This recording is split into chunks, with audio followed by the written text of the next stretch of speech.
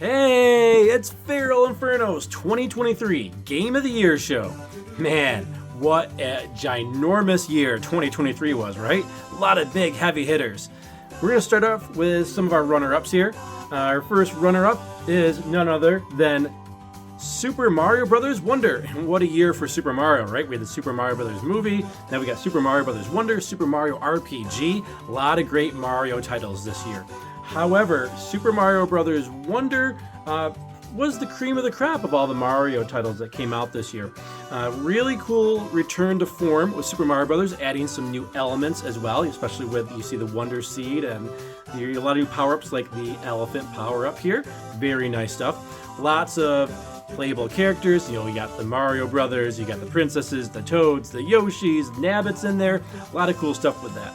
However, I was a little disappointed when I first powered on Super Mario Bros. Wonder. I was expecting something like Super Mario Bros. 2 or Super Mario 3D World, where the different characters had different attributes, you know, like where maybe Toad would run faster, Luigi would jump higher, Peach could jump further.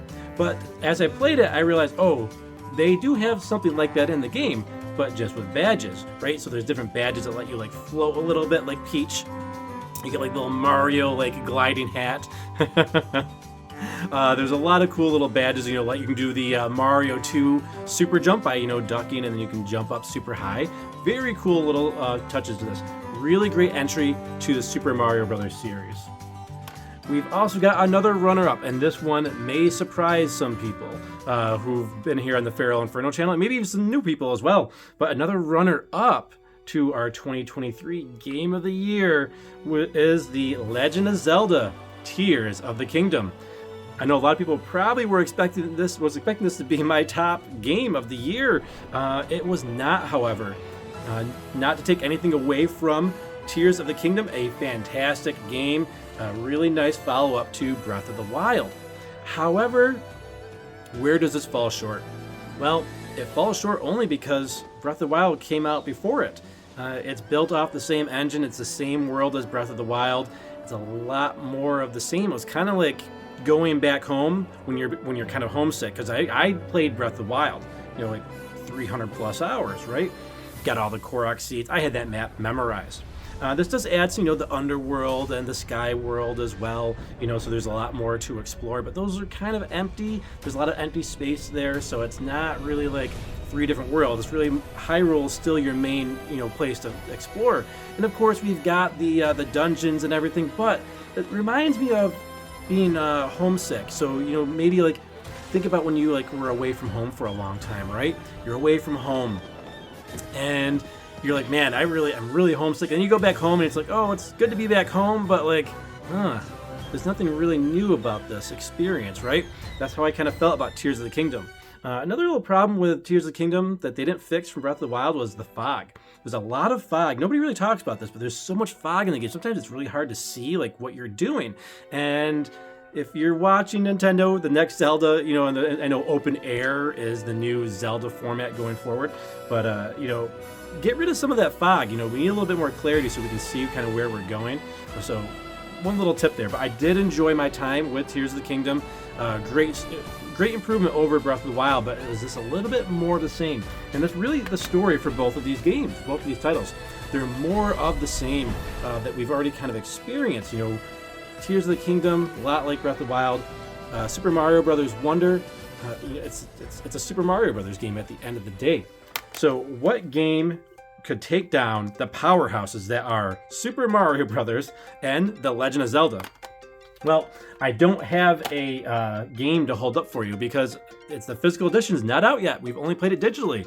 And that game is Sea of Stars for many different platforms. We played it on the PlayStation 4, but it's available on, I think, PlayStation 4, PlayStation 5, the Xbox systems, Nintendo Switch. It's on Steam. I mean, there's pretty much, if you got a modern system, you can play Sea of Stars. So we will be getting the physical edition. We'll do an unboxing when that comes out. But let's talk a little bit about why Sea of Stars is our 2023 Game of the Year.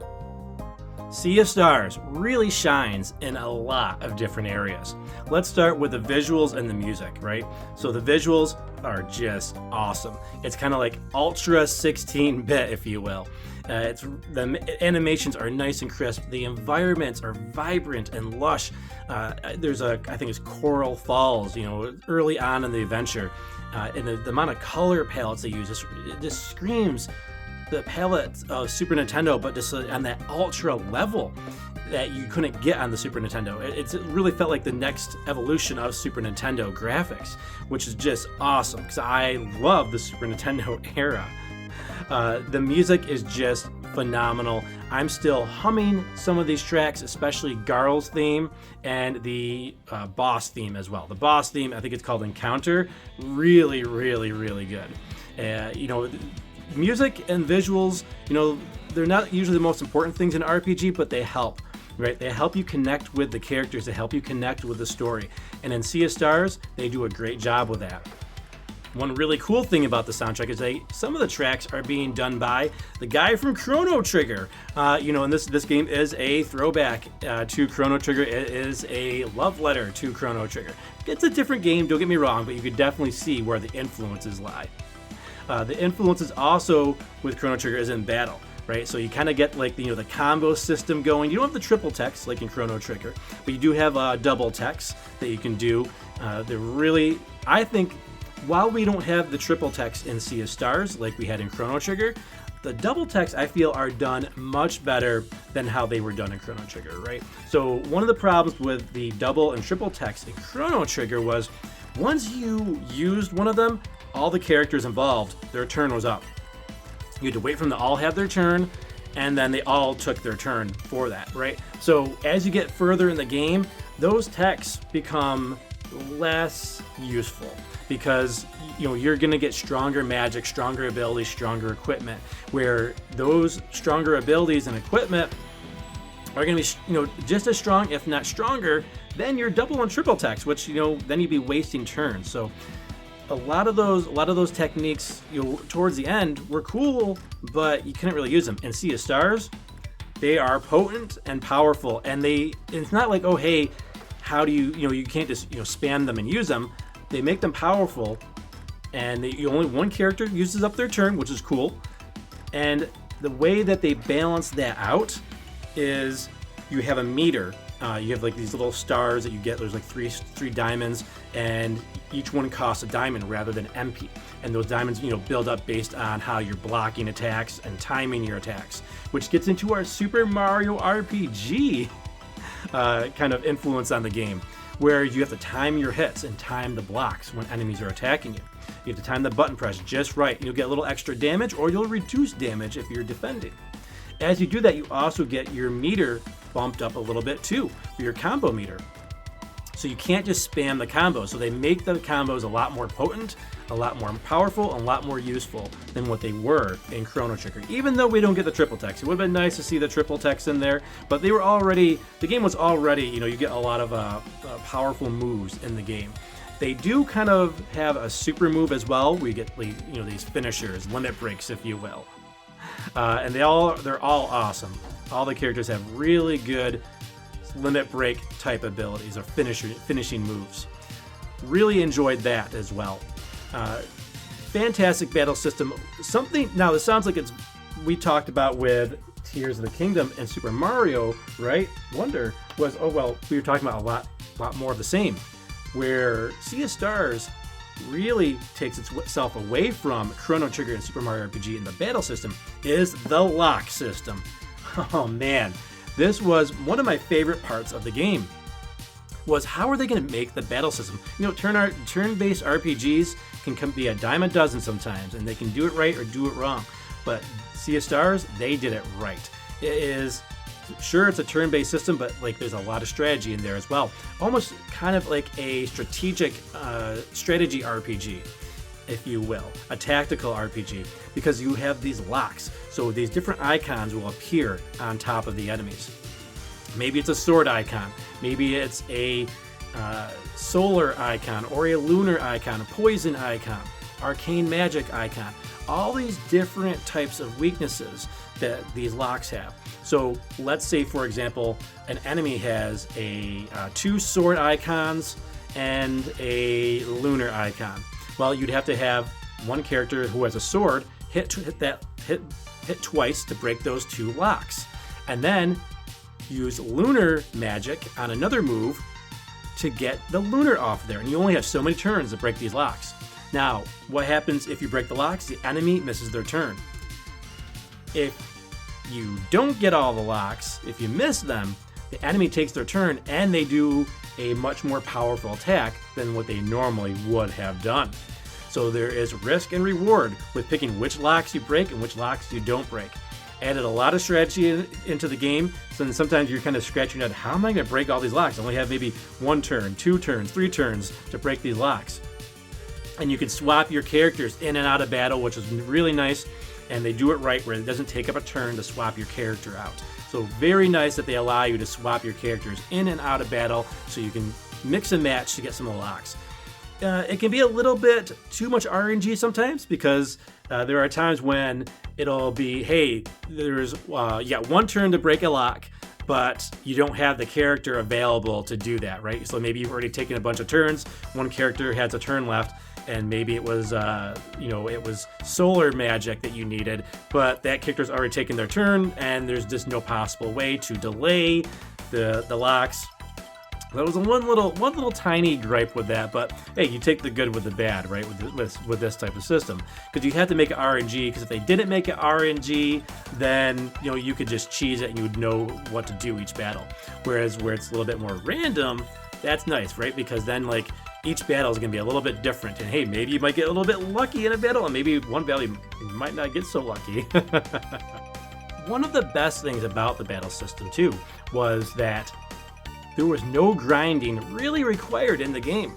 The game wasn't a cakewalk by any means, but it felt like if you fought all the battles as you went along in the story and in the game, that your level really was where it was supposed to be, as long as you didn't avoid these battles.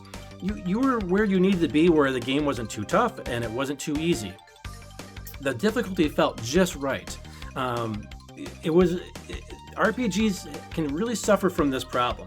I go back to some of the older Final Fantasies on the NES, the Dragon Warrior / Dragon Quest games on the NES as well. Whereas sometimes you had to really do some grinding to get to the next area. You'd go to an area and just get wiped out. I'm like, okay, well, I gotta go spend an hour or a half hour grinding. There was none of that in Sea of Stars. So if that's something that you're worried about in a JRPG, Sea of Stars is a game for you, because there is a lot of skill that's involved with the battles, because you do have to time your attacks and your defense, but you don't have to sit there and grind. Now you certainly could sit there and grind if you'd like to grind and get some level ups if you need to make it a little easier. But they also add in these relics that can make the game easier. You don't have to use them. You can buy them almost like items as well in the story.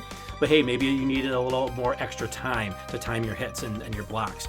Maybe you need to get a little bit more gold and experience. They have relics that will do those types of things and make the game a little bit easier for newcomers or people looking to just maybe more enjoy the story, which is a fantastic addition. Okay, next up, we're going to talk about character development. So if you don't want to hear about the characters, if you're very sensitive to spoilers, like I am, I totally understand. We'll put a little timestamp, on here so that you can skip to the next section of the video. So you've been warned. First up we got Zale. Zale is the Sun Boy, and he is, one of your main characters. You have 2 main characters, but Zale's one of them. You get to pick who you want in the very beginning, who you want to lead the party. I picked Zale, he's a guy, I'm a guy, and then he's the fire element, right? He's a solar element. Hey, FeralInferno, right? So I had to go with the Inferno guy. I really like Zale. He's a very positive main character, very strong as well. He's a strong character. He's got a little bit of healing. He reminds me a lot of Chrono from Chrono Trigger, where he's got a little bit of healing and he's got some attacks as well. Instead of lightning, though, he's got the solar abilities. And then you got Valere, the other main character. She's the lunar monk, and she is awesome. She has a really cool ability. One of my favorite abilities in the game is called the Moonerang. The Moonerang is so awesome. It's a button time press move where you shoot this crescent moon energy beam at the enemies, and that bounces off. and as it bounces off the enemy, it comes back to you, and you have to deflect it. So every time it comes back to you, you have to pull up your staff and deflect it, and it gets faster and faster. And depending on where the enemies are situated, it might not just be a standard bop, bop, bop, bop, bop, bop, right? But maybe bop, bop, bop, bop, bop, bop, bop, right? So there's a whole kind of, you have to get the rhythm down, and you can keep it going for a long time. I don't know what the maximum is, probably 100, I would imagine, if they're kind of being like Super Mario RPG, right? With the 100 jump challenge in that. Man, had a lot of fun with the Moonerang. There's a more powerful version with the combo attacks with Zal and Valair called the Soonerang, where it's that lunar crescent, but with a fireball in the middle of it. So you're getting both damages for the solar and lunar magic, which was really awesome and very, very powerful combo move. Then we've got one of the fan favorites, Garl. And Garl reminds me a lot of a character from the Lunar series, from way back in the day. The Working Designs days, if you remember those. But he reminds me a lot of a character from the Lunar series. He is a very uplifting guy. He's kind of what, keeps the party's motivations high and keeps their spirits high as well. He plays a very important role throughout the game, and again, he's the character that just kind of encourages everyone, and everyone that's, no matter how down things get, Garl's there to pick that party up. He's got a lot of decent abilities in battle. He does not have the elements as well, though, so he does have a weakness there. So a little bit of a weaker character when it comes to breaking the locks, because he can only break just the blunt object locks. So there's that, but he does have some good healing.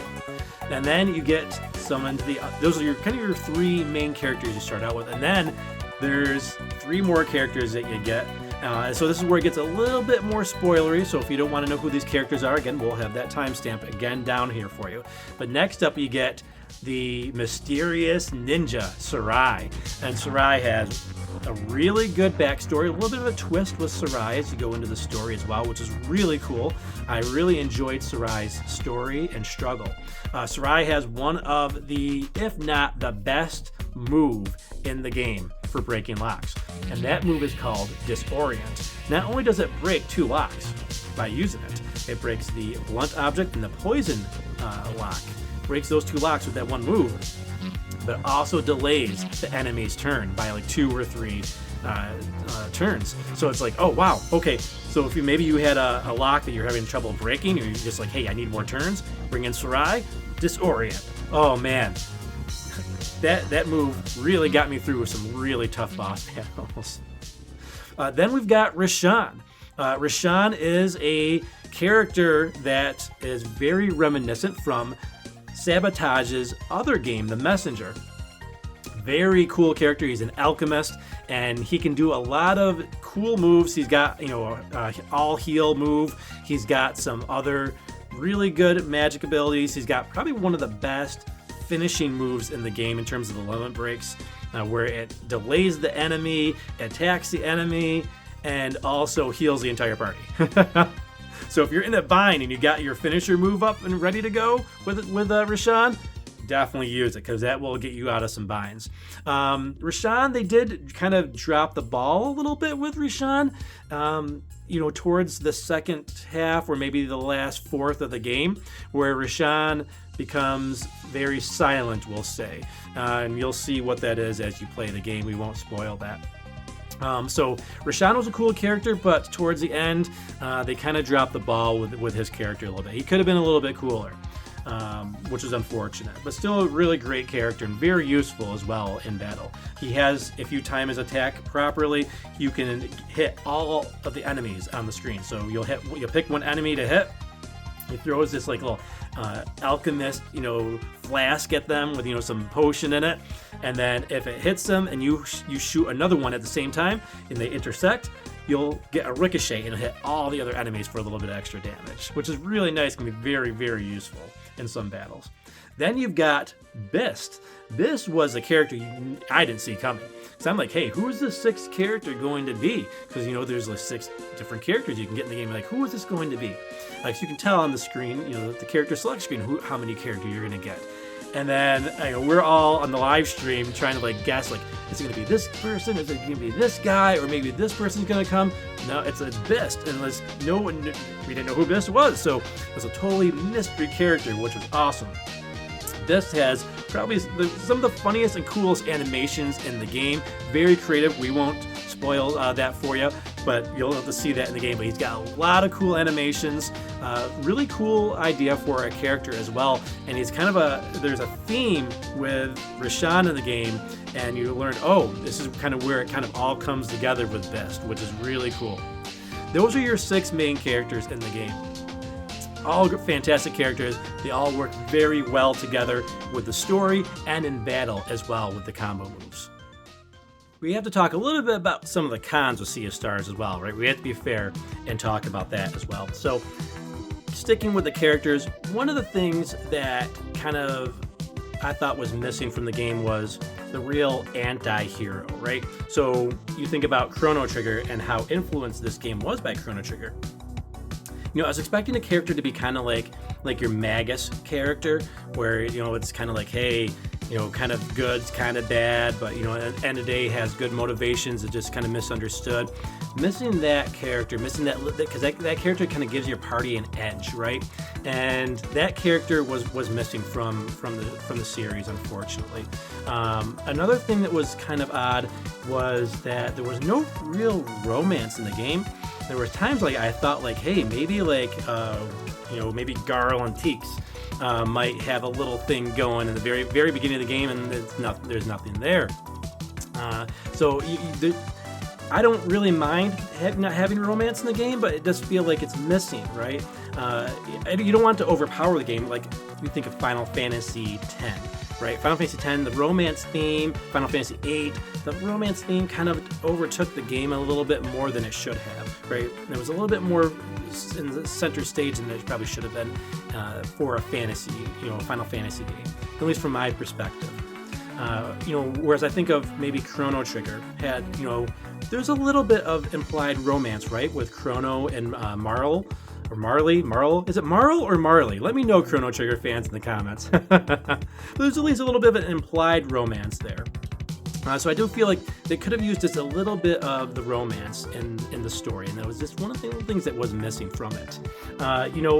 Another thing with the characters that's kind of missing was the moveset.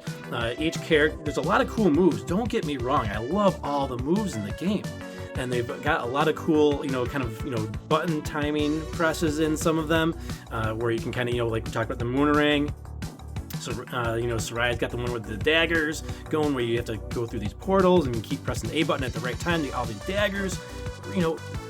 There's some cool moves. But each character is only from the single move list. There's only 4 moves. That's it. Just 4 moves. You get more, with the double techniques, the combo moves. But I do feel like the game could have used each character could have used maybe 1 or 2 extra moves. That would have definitely, I think, helped the game. There are multiple endings in this game. We're not going to talk about that because we don't want to spoil the endings for you. But what I will say about the endings are the best ending, we'll call it, was good. It was okay, but it felt a little shallow. The very first ending you get felt very, very shallow. I expected a little bit more. We went through this big, grand, wonderful adventure, a wonderful narrative, and for the ending to be just a little bit shallow was a little bit of a disappointment at the end of the game. Not bad, not a bad ending. So don't get me wrong. I did enjoy the ending. I expected just a little bit more to it than what we got from that ending. Besides that, the only other little thing that I will say about the game, and this might be ticky-tacky, but even there's been a few patches since the game's come out, and I don't think these have been addressed. There are a lot of typo grammar-related errors in the game, and I tried to correct myself while I'm talking through it while I was streaming, but I did see that, and it did bother me a little bit that. You're going to have those in a game, but there were more than I think there should have been.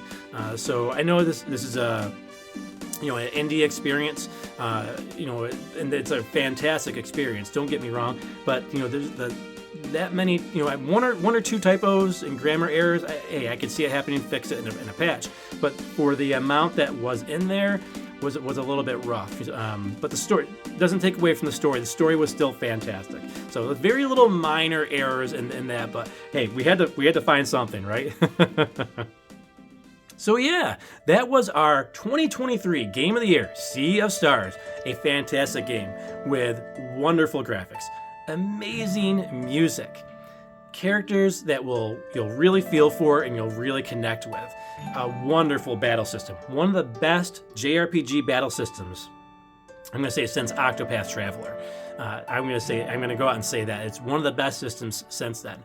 Really enjoyed it. I'm looking forward to playing the DLC. There was also a lot of great post-game content as well. So they a lot of love and a lot of care went into this game. And you don't have to hear it from me or the developers.